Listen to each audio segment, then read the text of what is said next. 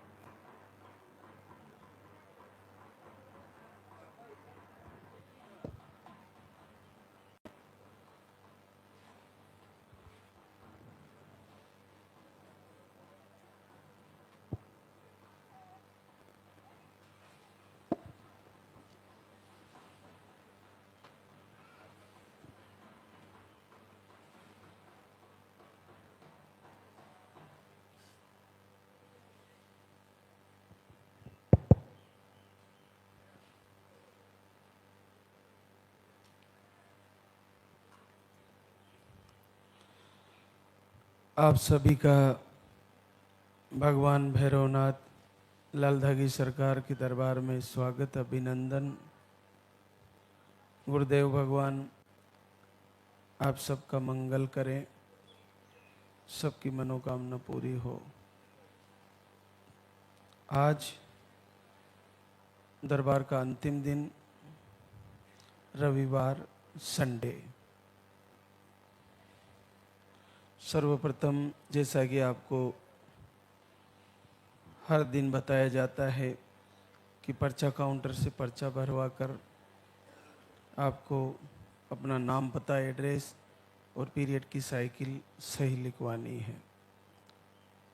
जो भी बहनें दूसरी, तीसरी, चौथी बार आती है वो अपने मोबाइल में पर्चे को ज़रूर स्कैन करके रखें, ताकि नया पर्चा भी आप बनाए तो कम से कम वो बैक हिस्ट्री आप दिखा पाओ। आपको पिछले कई महीनों में क्या क्या आहार दिया है वो उस पर्चे में, पुराने पर्चे में, अगर आपने मोबाइल में भी उसकी फ़ोटो खींच के रखी तो उससे काउंटर पर फिर से लिख दिया जाएगा कि आपको ये आहार दिया गया है या इतनी बार आप आ चुके हो। ये आपके लिए थोड़ा ध्यान रखने का विषय है। बारिश का मौसम है, बहुत सारी बहनों के पर्चे खराब हो जाएंगे, भीग भी सकता है, फट सकता है, तो आप मोबाइल में उसको स्कैन कर लें और थोड़ा पर्चे का ध्यान रखें, उसको सुरक्षित रखें। जिनका पॉजिटिव रिजल्ट आ गया है और जिनको बच्चा भी हो गया, इस पर्चे को संभाल कर रखें। वो बेटा या बेटी बड़ा होने के बाद आपसे सवाल करेगा कि माँ या अपने पिताश्री से कि लालधागी सरकार के दरबार पे आप गए थे, उस समय की मेरी जन्म कुंडली, मेरा पर्चा कहाँ है। तो आपको उस बच्चे को वो दिखाते हुए आनंद महसूस होगा और उस बच्चे को देखते हुए भी अपने आप में गौरव महसूस होगा कि मेरे माता पिता मुझे प्राप्त करने के लिए और मुझे दुनिया में बुलाने के लिए कहाँ कहाँ नहीं भटके और लालधागी सरकार दरबार में गए। और ये वो पर्चा है जो मेरे जीवन का वो क्षण है जब मैं मेरी माँ के गर्भ में आया और फिर धड़कनों के रूप में आया और फिर मैं जन्म लिया। ये बहुत बड़ी बात है। तो पर्चे को आप संभाल के रखें, पॉजिटिव आने के बाद भी और बच्चा हो जाने के बाद भी उसको सजा के रखें। ये आपके बच्चे को भी हमेशा याद रहेगा, क्योंकि आज के बच्चे भूल जाते हैं कि माता पिता किस प्रकार से बच्चे के जन्म देने के लिए तड़पते हैं और अपने कुल का दीपक के लिए कितना दर दर भटकते हैं और फिर उसको पाल पोस के बड़ा करते हैं। और फिर वो जब हमारी आज्ञा का पालन नहीं करता या पालन नहीं करती, हमें दुख देने लगते हैं, हमारे साथ धोखा करती है संतान, तो बड़ा दुख होता है। लेकिन जब ये पर्चा आपके पास रहेगा तो कहीं ना कहीं उस संतान को ये महसूस होगा कि मेरे माता पिता ने मुझे दुनिया में लाने के लिए बाबा जी से कितनी अर्जियां और कितनी निवेदन, कितनी आरती, कितनी प्रार्थना की होगी, वो सब वो पर्चे में आपको मिलेगा और बच्चे को भी मिलेगा।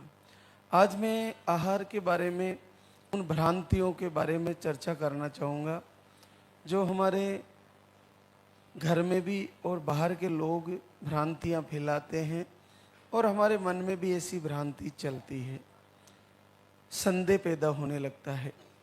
जैसे कि हम एक बार आहार लिया और फिर दूसरी बार 1 साल 2 साल तक बिल्कुल नहीं आए और हमें निराशा हो गई कि होना होता तो एक बार आहार लेने से हो जाता, मेरा हुआ नहीं, तो अब क्या होगा। मैं आरती भी कर रही हूँ, पूजा दीपक सब कर रही हूँ, नहीं हो रहा है। कुछ बहनें 2 बार आने के बाद फिर नहीं आती, वो सोचती है 2 बार चली गई मैं, फिर भी मेरा नहीं हुआ तो शायद अब नहीं होगा।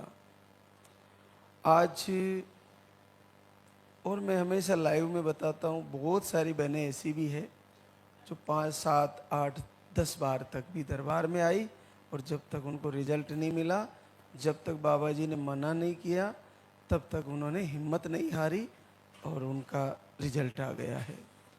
तो आप निराशा में नहीं जाए। जिस प्रकार किसी युद्ध में जाने से पहले योद्धा सारे शस्त्रों को प्राप्त करता है, जैसे भगवान श्री राम को रावण से युद्ध करने से पहले विश्वामित्र जी ने यज्ञ से प्रकट कई दिव्यास्त्र दिए, जिस प्रकार से अर्जुन महाभारत के युद्ध में जाने से पहले कई जगहों से आशीर्वाद प्राप्त किए, भगवान शिव से उनको कई दिव्यास्त्र और गांडीव मिला और स्वर्ग लोक में गए, वहाँ से दिव्यास्त्र प्राप्त करके आए। तो जैसे बताते हैं हमारे सनातन धर्म में और युद्धों में अस्त्रों के शस्त्रों के अलग अलग नाम दिए हैं, आग्नेय अस्त्र, वायु शस्त्र और ब्रह्मास्त्र, वैष्णव शस्त्र, पशुपति शस्त्र। तो ये हर एक जो सामने शत्रु होता था उस पर विजय पाने के लिए अलग अलग शस्त्र हुआ करते थे। ये जो इस दरबार से आपको आहार रूपी औषधीय शस्त्र दिया जाता है, ये आपके उस रोग रूपी शत्रु से लड़ने के लिए दिया जाता है। अब ये शत्रु रोग बन के आपको रोके हुए बैठा है, तो इस पर विजय प्राप्त करने के लिए जब आप प्रथम बार दरबार में आते हो तो पहली बार जिस प्रकार से आपने हिस्ट्री बताई और आपकी कंडीशन, आपने प्रॉब्लम लिखाई, उस आधार पर उस रोग पर अटैक किया जाता है, उस पर इस आहार के, इस शस्त्र के माध्यम से हमला किया जाता है और बहुत सारी बहनों को प्रथम महीने में ही उसमें सफलता मिल जाती है। अब देखिए नहीं हुआ तो फिर दूसरी बार फिर आए, फिर इस बार दूसरे शस्त्र का प्रयोग किया गया और फिर से उस रोग पर फिर से हमला किया गया, फिर नहीं हुआ, फिर तीसरी बार फिर तीसरा वाला दिव्य शस्त्र, औषधीय शस्त्र आपके रोग पर प्रहार किया गया और इस बार सफलता मिली। तो ऐसा है कि हम हमेशा बताते हैं कि कम से कम 5 से 6 दिव्यास्त्र, दिव्य औषधि शस्त्र आपके शरीर पर प्रयोग किए जाते हैं, तो उनको अच्छे से फॉलो करें, जैसे आपको नियम से बताया गया वैसे लें, तो आपको पूरा प्रभाव उनका नजर आएगा। आपने उसको सही से फॉलो करने में आलस्य किया, मन में भ्रांति और संदेह पैदा किया कि मेरा तो होना होता तो हो जाता, मेरा क्यों नहीं हो रहा है। आप ये देखिए कि बच्चा नहीं आने का एक ही कारण नहीं है, इकलौता कई कारण हैं। नकारात्मक ऊर्जा भी अपने आप में एक बड़ा कारण है, लेकिन ये बड़ी आसानी से ठीक हो जाती है दरबार से जुड़ने से और आरती, वंदना, प्रार्थना और शाम की सुबह की आरती करने से, अखंड दीप जलाने से ये ठीक होने लगती है। तो हमें कम से कम ये ध्यान रखना है कि आरती दीपक कर रहे हैं, आहार भी ले रहे हैं, फिर भी नहीं हो रहा है, तो हमें हारना नहीं है। कुछ समय 6 महीने के लिए आहार लिया, 6 महीने तक हमने फॉलो किया, 6 महीने तक आरती दीपक भी किया, लाइव भी किया, नहीं हुआ तो 6 महीने स्टॉप हो जाना है, लेकिन दिनचर्या नहीं बदलनी है, आलस नहीं करना है। ब्रह्म मुहूर्त में जगना है तो ब्रह्म मुहूर्त में जगना ही है। कल मैंने तुलसी वाला प्रयोग भी बताया था, तो अगर आप अभी 6 महीने आहार ले लिए तो वो प्रयोग चालू कर दें। आपको जब आपने सब जगह से हार लिए, आपने बहुत सारा मेडिकली चेकअप भी कराया और इलाज भी कराया तो नहीं हो पाया, तो अब फिर से भागने की कहाँ ज़रूरत है। अपने आप को बदल दीजिए, अपनी दिनचर्या बदल दीजिए, मन की स्थिति जो आपकी नकारात्मकता में गई है, नेगेटिव हो रखी है, उसको पॉजिटिव लेकर आइए।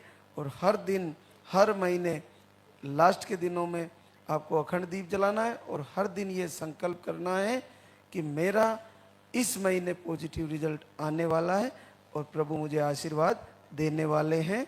तो ऐसा ही हो।